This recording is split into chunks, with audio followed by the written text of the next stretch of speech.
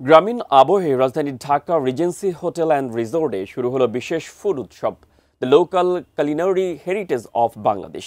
সন্ধ্যায় আমন্ত্রিত অতিথিদের নিয়ে এর উদ্বোধন করেন হোটেলটির চেয়ারম্যান বিচারপতি মইনুল ইসলাম চৌধুরী, যেখানে দেশের নানা প্রান্তের হারিয়ে যাওয়া খাবারগুলোকে নতুনভাবে উপস্থাপন করা হয়েছে।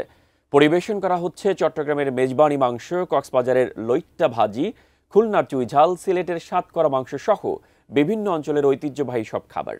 এছাড়া তালিকায় আছে নাটোরের কাঁচাগোল্লা, টাঙ্গাইলের পোড়াবাড়ির চমচম, কুমিল্লার রসমালাই সহ নানা রকম পিঠাপুলি, যা উৎসবে এনেছে বাড়তি আনন্দ।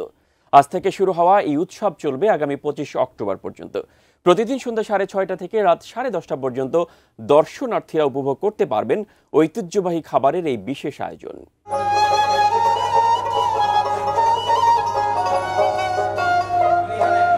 ফাইভ স্টার হোটেল বললে একটা মাথার মধ্যে কল্পনা আসে যে আপনার ইন্টারন্যাশনাল ফুড থাকবে। হ্যাঁ, আমরা প্রত্যেক দিনই ইন্টারন্যাশনাল ফুড করি, বাট এই যে 15 থেকে 25 তারিখ পর্যন্ত অক্টোবরের এই 11 দিনে আমরা শুধু আমাদের দেশীয় লোকাল যে একদম ঐতিহ্যবাহী ফুড, সেই একেবারে গ্রামের প্রান্তর থেকে তুলে নিয়ে আমরা এই ফুডগুলি এখানে নিয়ে আসি, শুধু আমাদের জেনারেশনকে চেনানোর জন্য যে আমাদেরও নিজস্ব কিছু ঐতিহ্যবাহী ফুড আছে এবং খুবই ডেলিশিয়াস।